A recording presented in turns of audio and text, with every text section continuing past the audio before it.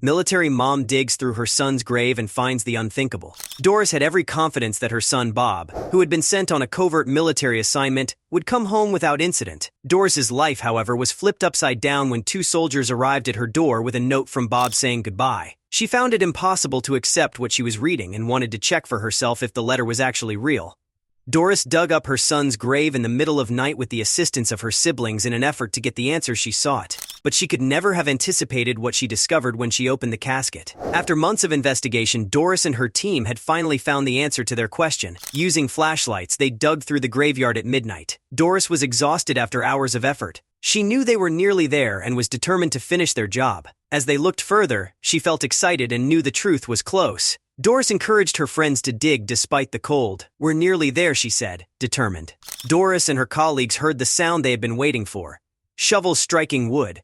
They realized they'd found Bob's casket. They stopped digging and gazed at one another, hopeful and excited. After hours of work, they were close to discovering the answers. They were excited as they meticulously cleaned the casket. They prayed for answers because whatever they discovered there may change everything. They worked fast and carefully without disturbing the casket or its contents. After what felt like forever, they lifted the lid and revealed the truth. As she saw the coffin be carried away from the graveyard, she could hardly believe her eyes. She was terrified and excited, and couldn't look away from the spectacle. Doris watched with fascination and anxiety as the coffin lid was raised. She was shocked when she peeked inside. She muttered, "I knew it," triumphantly. Doris uncovered the coffin. What did she see inside? Bob always knew he would join the army. He always wanted to serve his nation and mentor young people. He was motivated and ready for military challenges. But Bob's mother, Doris, didn't want him to fight abroad. She felt anxiety every time she thought about his safety and the threats he would encounter. She was unable to stop him.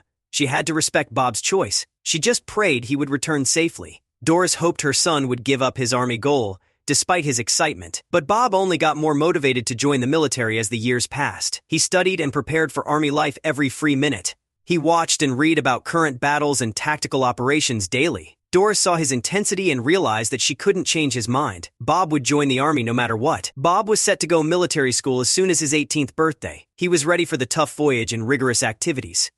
Doris struggled to accept her son's choice. She watched Bob leave for military school with pride and regret, knowing he was starting a new chapter. She hoped he would return safely and realize his dreams. Bob excelled in military school quickly. He excelled in lessons and training since he was in great form physically. His professors quickly saw his skill and persistence. He was top in his class and worked hard to succeed. Then something amazing occurred. Bob was one of the few military school graduates to graduate early. His hard work and perseverance paid off. Doris was proud of her son's military career despite her worries. She knew he had fought hard to reach where he was, and she was pleased that his promotions had lessened the probability of his fighting on the front lines. Bob was promoted to corporal after working hard. After being promoted, Bob was deployed. Doris hoped her son would return soon and worried for his safety. She believed Bob would return home safely since he was strong and competent. Bob had to write a goodbye letter before going to war. This was typical procedure for troops on perilous operations to bring closure if anything awful occurred. Bob took his letter seriously. Unlike some troops, he never let anybody read it, and many of his friends worried about what he wrote. Some believed it included a sincere farewell and wise comments, while others thought it was a practical document with his last wishes and funeral instructions. The letter was personal to Bob, and he intended to keep it that way. Bob suspected this operation was off. He had no influence on his selection into the program. They put him on a squad with unfamiliar people, which made him feel awkward. He had a nagging sensation that something was wrong and wondered what was going on. Bob had to ignore his anxiety and concentrate on the objective. He was professional and committed to perform his job well. As he prepared to enter the field, he couldn't escape the sensation that something was wrong, and he wondered what was waiting for him. Bob had to obey commands as a soldier. His mission was hidden, even from his family. His mother had no clue when he would return, which was stressing her out. Bob and his mother suffered with uncertainty and mental stress in the days that followed. Bob kept his purpose in mind, knowing it was all just part of his job. Bob and his squad were not told their destination before their trip to ensure confidentiality and deter espionage. Bob and his colleagues boarded the aircraft blindfolded, adding to documents that were later made public. Bob, a rookie corporal, had never seen such harsh measures before and wondered whether they would be dealing with high-level spies. Bob concentrated on the objective and believed in his boss's motives for secrecy despite his doubts. His squad boarded the aircraft ready for any problems. Bob and his team experienced many startling and upsetting events after their departure. They were horrified and unable to comprehend what they witnessed. Bob didn't know where he was sent, but he knew it wasn't like war movies or documentaries he had seen before. He and his crew faced events and sensations beyond their understanding and were forced to confront their mortality in a new way. Witnessing such crimes changed them forever. Bob doubted his objective as the days passed. He regretted leaving home. He felt he had made a terrible mistake and doubted his job and future. Bob wondered what he would see in this unfamiliar area and whether he would ever be able to see his loving mother again. He had always been a loyal soldier, but now he wondered whether there were other options. Even though he was afraid, Bob knew he had to keep going. After completing their objective, Bob and his crew drove to their base camp the following day to relax. They were worn out after working constantly for days. A loud collision stopped the automobile as they traveled. Their view was obscured by dust and dirt. Gunfire and shouts alerted them to the ambush. Bob and his colleagues were unprepared for the onslaught. The adversaries surrounded them in the automobile, leaving them defenseless. They had to move quickly to survive this surprise attack. Bob felt a sudden pain in his back before his vision went dark. He vaguely heard his crew screaming and shouting around him, and he realized they needed help. He attempted to get up but was in too much pain. He was losing awareness and losing strength. Bob felt he may die as darkness surrounded him. He thought of his mother and all the things he wanted to have said to her, knowing he would never get to tell her how much he loved her again. Bob desperately clung to life, trying to survive this awful torture. He tried, but the darkness overwhelmed him, and he knew he was going to die. Doris's doorbell rang 2 days later. 2 military officers greeted Bob's mother. Doris quickly understood their visit from their serious faces. She had long feared this day, knowing that military officers generally indicated a son or daughter had been slain on duty. Doris broke when she learned her son Bob was gone forever. Doris opened the door to 2 friendly military officers. They gave her time to comprehend this painful news. Doris led the 2 guys inside her home. The officers gave Doris a note. She glanced at it but told the men that she couldn't read it. She put the letter in her bedside drawer and requested the officers to let her mourn. Doris was left alone to grieve when the men departed. The military buried the missing men from the mission 3 days later. The funeral was scheduled to take place 2 days after the tragedy, but had been postponed shortly. Doris called the military to inquire why the funeral was postponed. She couldn't reach anybody, so she had to wait for the military to explain. This was the first question surrounding her son's death that she hoped to get answers for. She hoped the military would explain the delay, but realized that it was her responsibility to find out what was really going on. Doris got suspicious over time. She felt uneasy about the funeral postponement and military silence. Doris needed to read her son's parting letter. She knew it would be hard to read, but she needed to know what Bob wanted to say before he died. She walked upstairs and locked her bedroom door that night. She took the letter from her nightstand and read it. Just the thought of reading her son's final words was both consoling and sad. But what she found shocked her. Instead of a personal note or closing advice, the letter contained something she couldn't believe. Doris tucked the letter beneath her pillow after realizing it was real. She was determined to keep the letter private. Doris wondered why her son sent such a terrible and unexpected note as she lay in bed crying. The letter broke her trust in the National Defense Force and left her feeling misled and disillusioned. Doris attended her son's burial with pride, honoring his life and efforts despite her sadness and disbelief. She was in astonishment and anger at the letter's contents, and she tried to accept that such awful things were occurring in the military institution she had previously admired. Doris saw that the 2 soldiers who brought her son's letter were extremely apprehensive when she gazed into their eyes. They fidgeted and averted her eyes, as if hiding or afraid of being found out. Doris wondered whether they read the letter and felt guilty or embarrassed of it. She also wondered whether the mail had been opened and the note read before she received it. The envelope's seal may have been changed so they could reveal the letter's secrets. Doris distrusted the officers and knew in her heart that something was wrong. Doris saw that the 2 military officers who had been watching her throughout the funeral did not approach her or express their condolences after the visitors left. Doris was surprised since she expected them to express compassion or condolences. They avoided her and stayed on the fringes of the gathering. Doris was overwhelmed and emotionally exhausted after her son's burial, despite friends and family's support. As she grieved, she felt alone and alienated. She realized she had to do something to honor her son and seek justice for his letter's troubling discoveries, but she couldn't do it alone. She felt powerless yet decided to commemorate her son's sacrifice. Doris realized she needed her siblings' help more than ever, even if she wasn't the most attentive or helpful sister.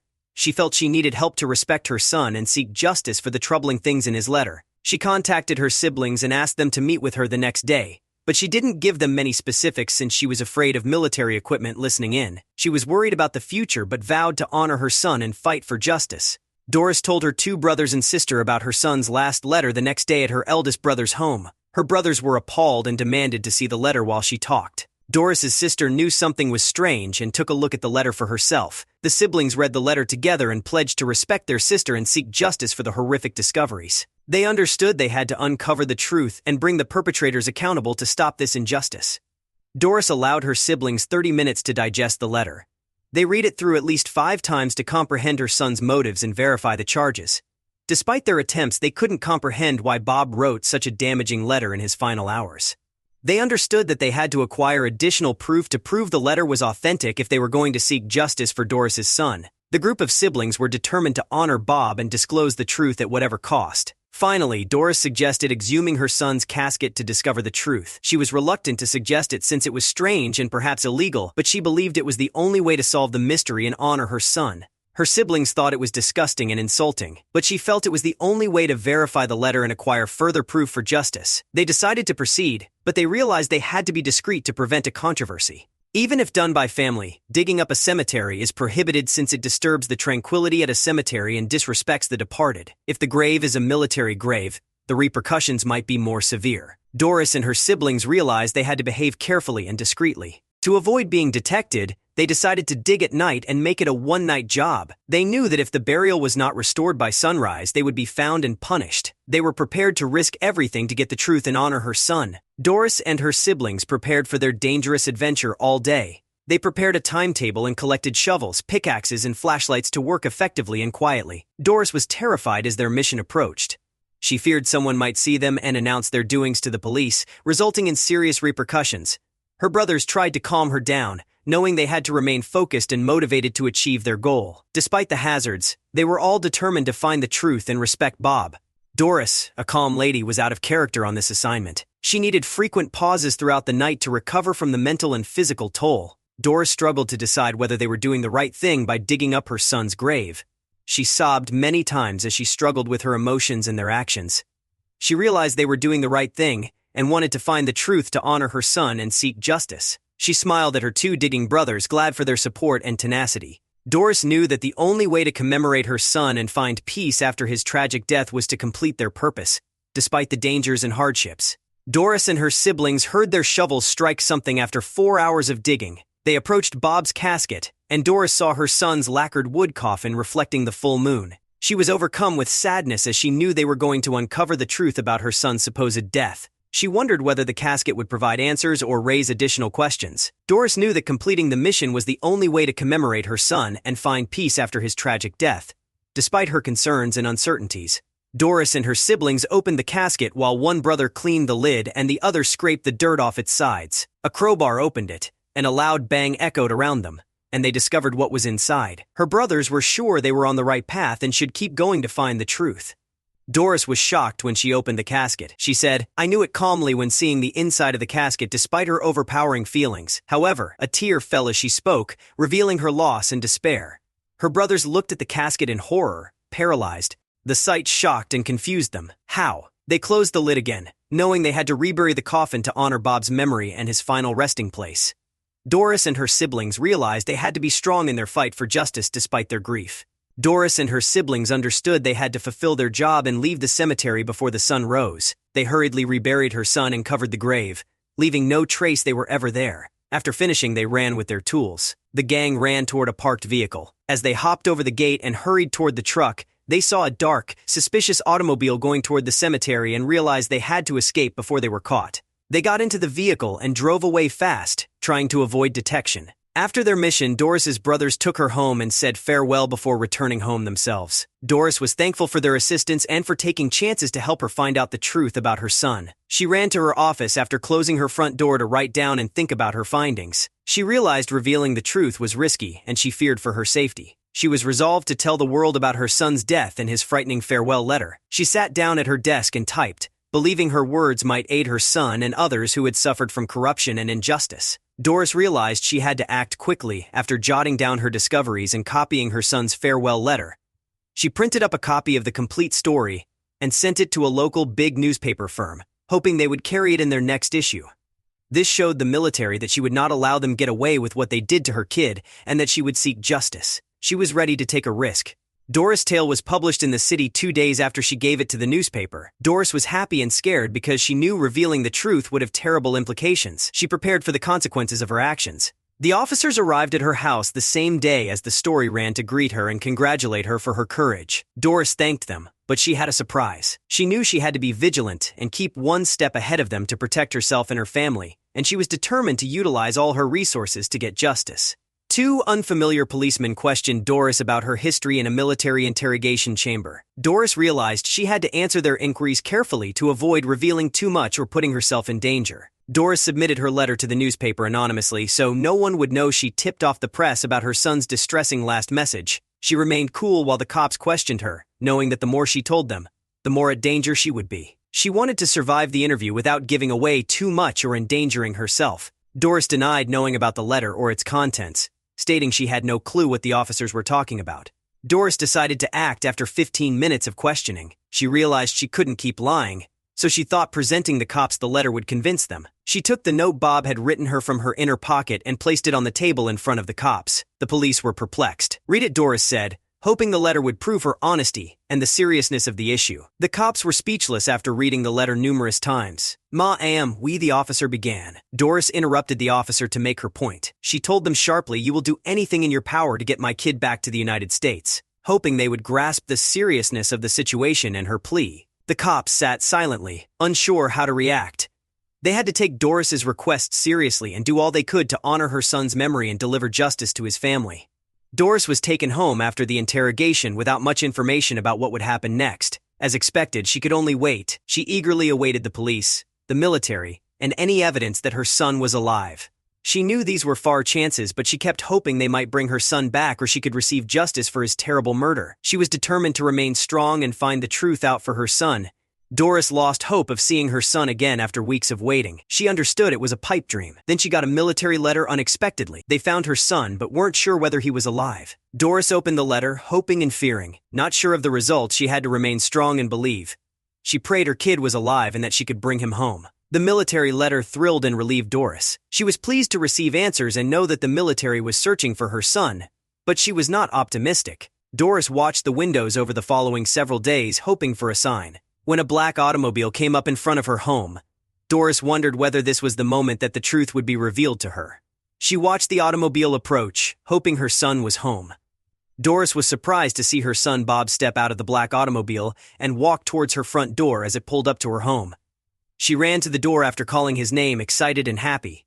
Doris hurled herself at Bob, embracing him and crying with relief as he entered. Bob gently pulled her away and Doris saw him laughing through his tears. She laughed, relieved to have her kid home. After hugging, crying, and catching up for a few minutes, Doris and Bob sat on the couch and Bob told her everything that had occurred to him. He told her everything, from being deployed to the front lines to being caught to returning home. Doris was horrified and amazed as Bob described his captor's torture and cruelty. He had been battered and hurt, but he believed his mother would find him, dead or alive. Doris was proud and loved her son for his courage in the face of such tragedy.